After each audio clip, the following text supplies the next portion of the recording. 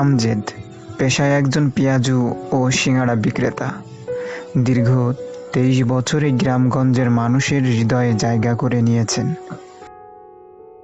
আশপাশের 10 গ্রাম সহ ঝিনাইদহের শহরের মানুষের ভিড় জমছে পেঁয়াজুর স্বাদ নিতে। গ্রামীণ ঘরোয়া পরিবেশে তৈরি করেন সিঙাড়া, আর দেশি পেঁয়াজ দিয়ে ভাজা হয় পেঁয়াজু। এ যেন এক অন্যরকম স্বাদ। সিঙ্গাড়া তো আরো ওই রকমের, ওরা এর মতো আর স্বাদ হয় আর এর মতো ব্যথা কিনা নয় এখানে। আমার কাছে ভালো লাগে, সবাই খাতে, সবাই ভালো বলে। ভালো হলে লোক তো আসবে এখানে। টাউনটা লোক আছে, টাউনটা লোক আছে, ঘুরে যাচ্ছে। হ্যাঁ, কি হয়, দিচ্ছে পয়সা দিচ্ছে, কম যাচ্ছে। সিঙ্গারা ভালো লাগে এখানে। সিঙ্গারা পেঁয়াজি সবই ভালো। 4 পিস 5 পিস কেনি খাইও বাড়ি জেনে নিয়েও যায়।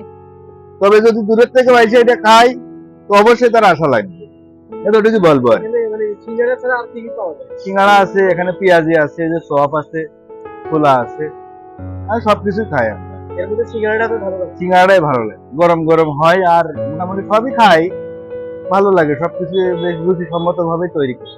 এই রুচিসম্মত জিনিস এখন মুখরুচির জিনিস এক কথায়। এগুলো যারা খায়, কিছু কিছু এলাকায় ছড়িয়ে যায় না, যে যেমন বাসিদেবপুর বাজারে ঢুকলি সিঙ্গাড়া খেতে হবে, এরকম একটাই।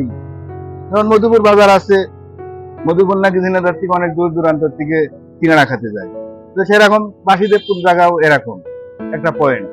এখানে এসে যদি কেউ দূরের থেকে আসে সিঙ্গাড়া খায়, বললাম না যে এখানে মানে কেউ খারাপ বলতে পারবে না।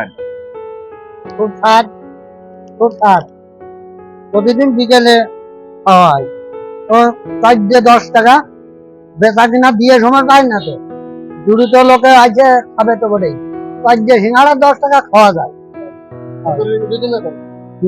হয় বহুদিন থেকে বানানো শুরু করার থেকে আমরা এখানে, হ্যাঁ, দূর দূরান্ত থেকে তো লোক এসে খাই থাকে, নিয়ে যায় বা বাসায় নিয়ে যায়। আমি তো 20টা দিয়ে 15টা 20টাকে দিয়ে যাই, দিয়ে মানে ফিঙ্গার করে দিয়ে বেগুনি দিয়ে সিঙ্গাড়া দিয়ে পেঁয়াজি দিয়ে সব দিয়ে